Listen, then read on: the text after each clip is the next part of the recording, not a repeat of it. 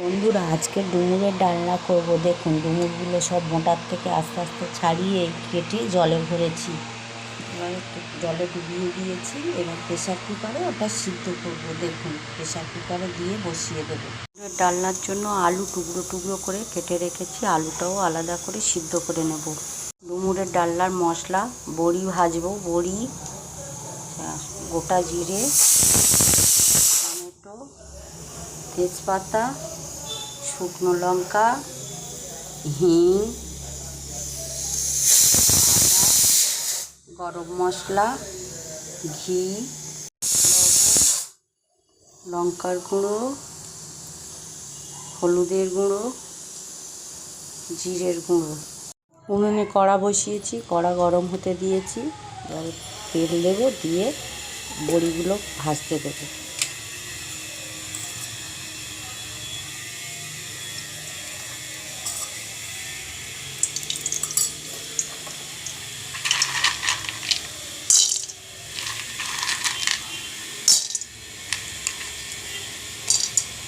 বড়ি ভাজা কমপ্লিট হয়ে গিয়েছে। এবার বড়িগুলো নাড়িয়ে নেব। আমি কড়াতে মশলা দিতে থাকবো। কড়াতে তেল দেব,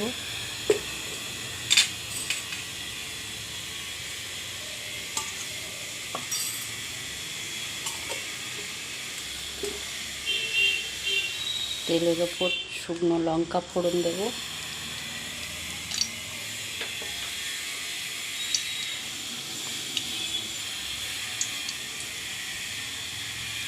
গোটা জিরে দিলাম,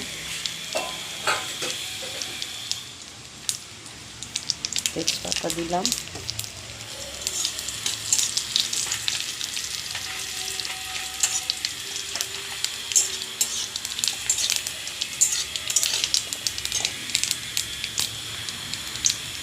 টমেটো কুচি দিলাম,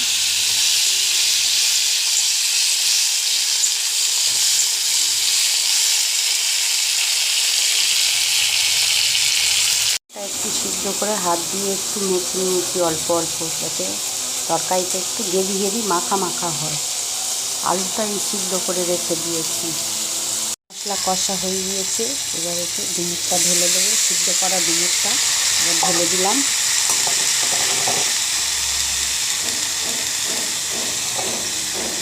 সিদ্ধ করা আলুটাও ঢেলে দিলাম। নাড়তে থাকবো।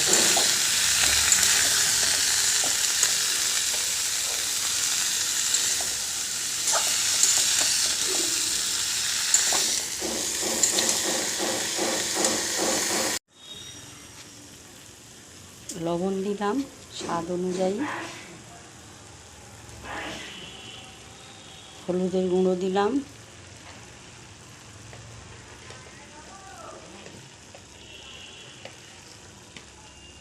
লঙ্কার গুঁড়ো দিলাম। লঙ্কার গুঁড়ো আপনারা স্বাদ অনুযায়ী দেবেন, যে যেমন লঙ্কা খান সেই মতোই দেবেন। কাশ্মীরি লঙ্কার গুঁড়ো দিলাম, রঙটা ভালো হওয়ার জন্য কাশ্মীরি লঙ্কার গুঁড়ো দিলাম। আদা বাটা দিলাম। এবার সবগুলো মশলা একসাথে দিয়ে কষতে থাকবো।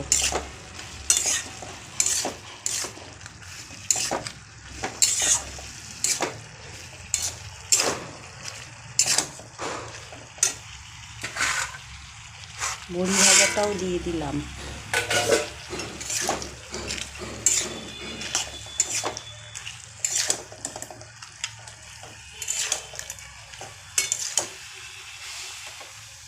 তরকারি স্বাদ বাড়ানোর জন্য একটু মিষ্টি দেব। আমি তরকারিতে আখের গুড় ব্যবহার করি, চিনি তো ব্যবহার করি না। এই দিলাম, স্বাদ অনুযায়ী একটু আখের গুড় দিলাম। তরকারিটা স্বাদ আসার জন্য একটু মিষ্টি মিষ্টি ভালো লাগবে। নিরামিষ তরকারি তো, আজকে বৃহস্পতিবার, তাই নিরামিষ করলাম। ডুমুরের ডালনা কমপ্লিট। এবার একটু ঘি আর গরম মশলা দিয়ে নামিয়ে নেব বন্ধুরা।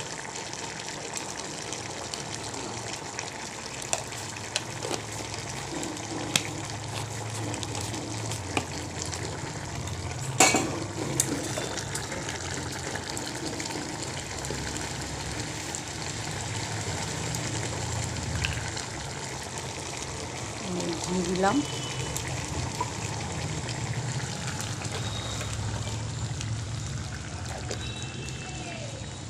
ডালনা কমপ্লিট হয়ে গিয়েছে, ঘি গরম মশলা দিয়ে আমি নামিয়ে নিয়েছি।